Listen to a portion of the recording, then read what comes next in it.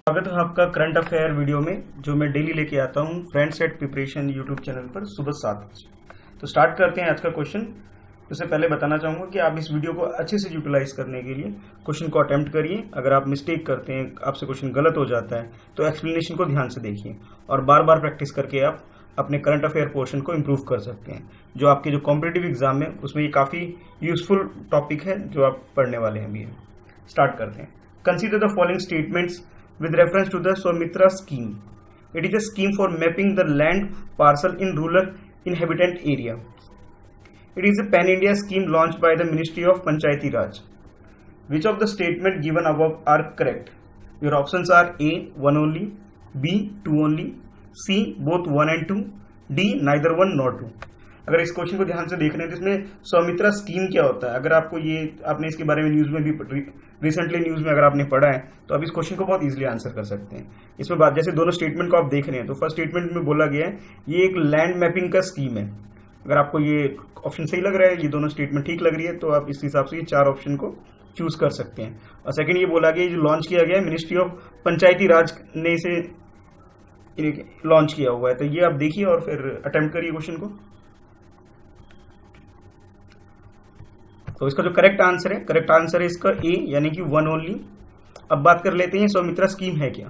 स्वामित्रा scheme यानी कि ये लैंड मैपिंग का एक स्कीम है जो मिनिस्ट्री ऑफ पंचायती राज ने ही लॉन्च किया है। पर इसमें जैसे एक बात बोली गई थी स्टेटमेंट के अंदर, सेकंड स्टेटमेंट में, ये पैन इंडिया स्कीम है। नहीं, ये गलत हो गया यहाँ पे। ठीक है, ये लॉन्च तो मिनिस्ट्री ऑफ पंचायती राज ने इसे किया है, बट ये जो लिखा ना पैन इंडिया स्कीम है, ये पैन इंडिया स्कीम नहीं है। पैन इंडिया का मतलब होता है इंटायर इंडिया में, यानी इंटायर कंट्री में।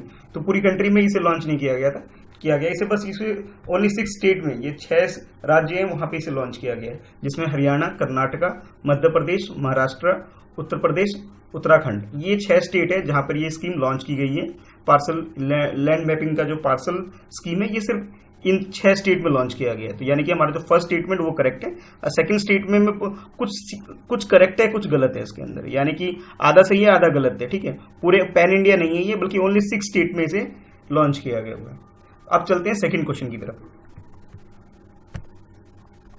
With reference to the polar vortex consider the following statements. A polar vortex is a large area of low pressure and cold air that surrounding Earth's pole. It occurs during the winter only. The polar vortex is an Arctic typical stronger due to the presence of nearby land as well as mountain range. Which of the statement given above are correct in this context? You have option A 1 only, B 2 and 3, C 1 and 3, D 1, 2 and 3। इस question में जो topic जो आपसे पूछा गया वो polar vortex होता क्या है। कई बार आपने देखा होगा जो पोल होते हैं, जैसे हमारे स्पेस में, जैसे हमारा जो ये अर्थ है, अर्थ के नॉर्थ पोल और साउथ पोल पे भवंडर आते हैं। ठीक है, तो उसके रिगार्डिंग में ये क्वेश्चन पूछा गया, जिसमें आपके पास 3 स्टेटमेंट आपके पास है। आप तीनों स्टेटमेंट को ठीक से पढ़िए और फिर क्वेश्चन को अटेम्प्ट करने की कोशिश कीजिए। जैसे फर्स्ट स्टेटमेंट में बोला गया आपसे कि ये जो है ये जो पोलर वॉर्टेक्स है ये अर्थ के पोल पे है। ठीक है, और दूसरे में जो बात की जा रही है, ये जो भवंडर आता है ये मोस्टली जो मतलब अक्कर होता है, ये ज्यादातर जो आता है ये केवल सिर्फ सर्दियों में आता है, यानी कि विंटर सीजन में आता है। सेकंड स्टेटमेंट ओनली वर्ड है, तो ठीक है। और थर्ड स्टेटमेंट जो आपके पास है ये बता रहा है कि जो माउंटेन रेंज होता है, माउंटेन रेंज और जो होता है इस प्रेशर को और इसके जो इसको और स्ट्रॉन्गर बना देता है इस चीज को। तो आपके पास ये 3 स्टेटमेंट है, तीनों स्टेटमेंट को ध्यान से पढ़िए और आपके पास उसके बाद ये 4 ऑप्शन है, तो उस हिसाब से क्वेश्चन को अटेम्प्ट करने की कोशिश करिए। तो इसका जो करेक्ट आंसर है ये ए, यानी कि 1 ओनली। यानी कि इसमें जैसे आपसे पूछा गया था, इसमें 3 स्टेटमेंट थी। ठीक है, ये तीनों स्टेटमेंट क्या है, जो फर्स्ट स्टेटमेंट है वो तो करेक्ट है, यानी कि ये जो पोलर वॉर्टेक्स है ये लो प्रेशर और कोल्ड एयर में आता है, ये बिल्कुल ठीक है।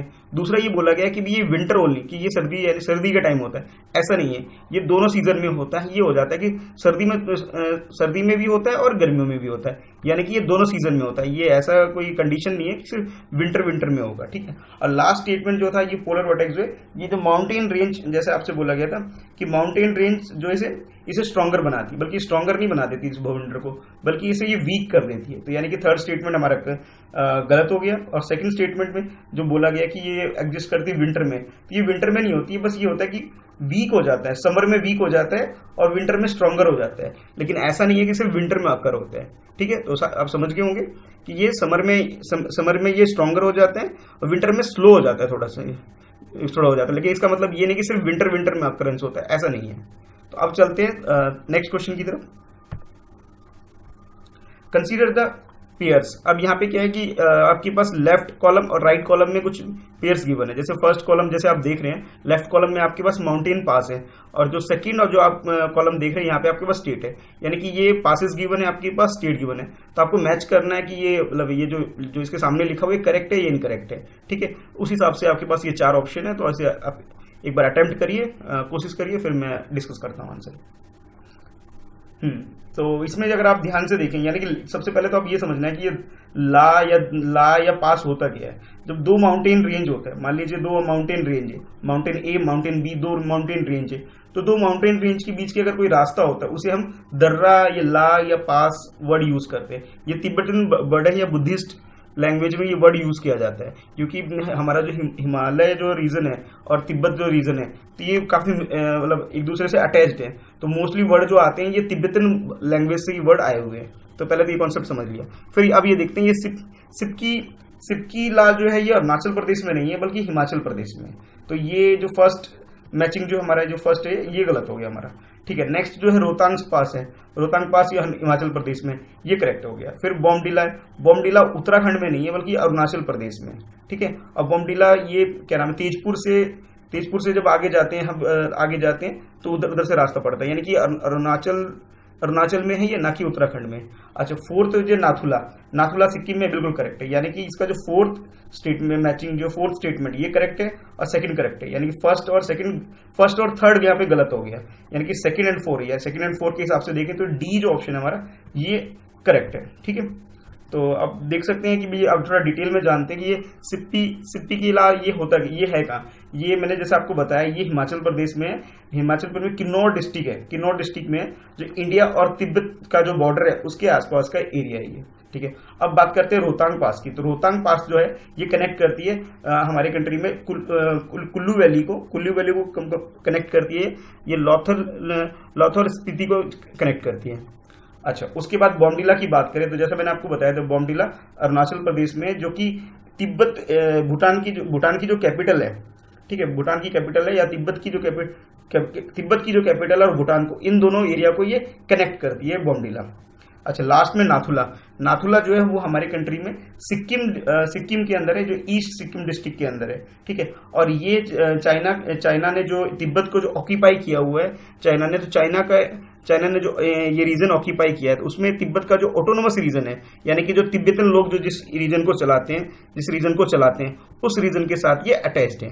अब 2017 में अगर आपने थोड़ा सा न्यूज से अगर अपडेट है तो इंडिया और चाइना की जो आर्मी है वो आमने सामने खड़ी हो गई थी, यहाँ पे एक डिस्प्यूट हो गया था, इसलिए ये थोड़ा न्यूज में रहता है।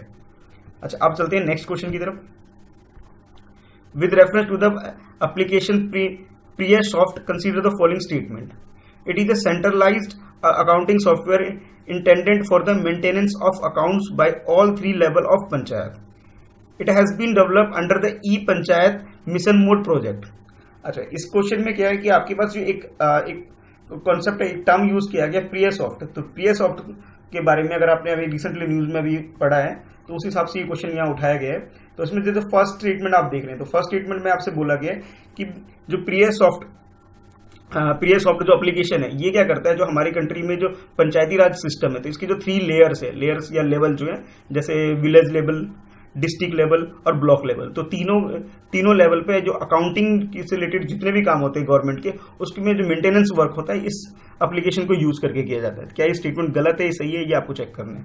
अच्छा, सेकंड स्टेटमेंट जो है it has been developed by the, अब ये बताया जा रहा है ये जो एप्लीकेशन इसे डेवलप किया है ई पंचायत मिशन मोड प्रोजेक्ट ने।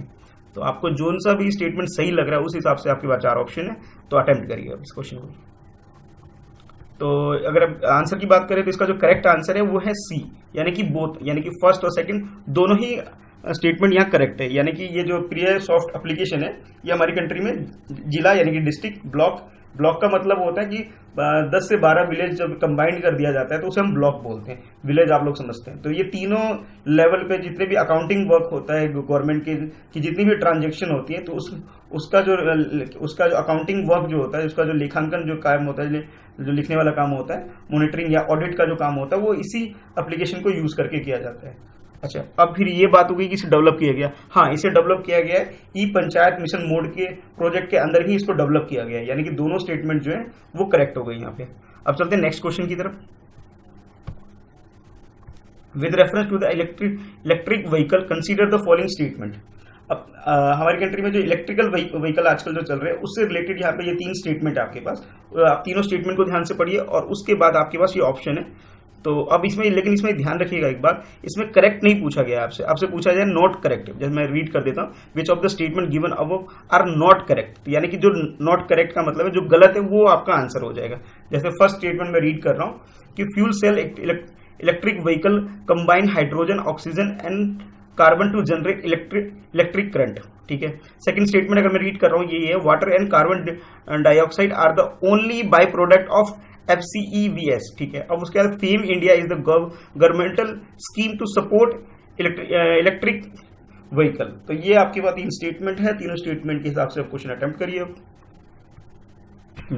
तो इसका जो करेक्ट आंसर है यानी सी, यानी कि फर्स्ट एंड सेकंड, यानी कि फर्स्ट और सेकंड दोनों जो स्टेटमेंट है वो गलत हो गए यहाँ पे, और यहाँ पे गलत ही पूछा गया था। तो ये जो फर्स्ट और सेकंड स्टेटमेंट है ये दोनों गलत हो गए, और थर्ड स्टेटमेंट वो करेक्ट है। थर्ड स्टेटमेंट में ये है कि fame India is the government scheme, जो गवर्नमेंट की स्कीम है जो कि सपोर्ट करती है हमारी कंट्री में इलेक्ट्रिक व्हीकल को, ताकि जो हमारा जो डिपेंडेंसी जो होती है कि क्रूड ऑयल के लिए जो हम गल्फ कंट्री में जो निर्भर है, ताकि हम उससे दूर हो सके और अपनी कंट्री में खुद ही मतलब इसे क्या नाम है इलेक्ट्रिसिटी के पर काम करके अपने व्हीकल को रन कर सके, इसलिए फेम इंडिया से सपोर्ट करती है, ठीक है। अब बात करती है दोनों स्टेटमेंट जो गलत हो गई। तो जैसे इसमें बताया गया था कि आपके पास जो फ्यूल सेल इलेक्ट्रिक व्हीकल जो होता है, तो ये कंबाइन है हाइड्रोजन एंड ऑक्सीजन का है, ठीक है। तो इसमें एक टर्म और यूज कर लिया गया था, कार्बन का और कर लिया गया था, ठीक है। तो कार्बन यहाँ पे गलत हो गया, ठीक है। अब बात करते हैं सेकंड स्टेटमेंट की। तो सेकंड स्टेटमेंट के लिए बोला गया था कि जो इसका जो बाय प्रोडक्ट है, यानी कि कार्बन डाइऑक्साइड इसका ओनली बाय प्रोडक्ट है, यानी कि सिर्फ अकेला ये बाय प्रोडक्ट है। तो यहाँ पे ये स्टेटमेंट गलत हो गया। अगर हम इसे ध्यान से एक्सप्लेनेशन को देखें तो यहाँ पे ये है कि ये क्या होता है कि हाइड्रोजन प्लस ऑक्सीजन अगर हम मिला के यहाँ पे बनाया जा रहा है, फ्यूल बनाया जा रहा है, यानी कि इलेक्ट्रिक फ्यूल बनाया जा रहा है, जो कि हम इलेक्ट्रिसिटी जनरेट करने के लिए यूज किया जा रहा है। और जो बाय प्रोडक्ट जो बच जाता है वो वाटर वेपर बच जाता है, यानी कि वाष्प हमारा बच जाता है। यानी कि फर्स्ट स्टेटमेंट और सेकंड स्टेटमेंट दोनों गलत हो गया और थर्ड स्टेटमेंट हमारा वो करेक्ट हो गया, ठीक है। तो मिलते हैं फिर नेक्स्ट वीडियो में। आपको ये वीडियो कैसे लगा आप मुझे कमेंट करके जरूर बताना, और आपके कितने क्वेश्चन सही हो रहे हैं ये भी मुझे डेली बताना, ठीक है। तो मिलते हैं नेक्स्ट वीडियो जो कल सुबह 7 बजे आएगा, ठीक है। ओके।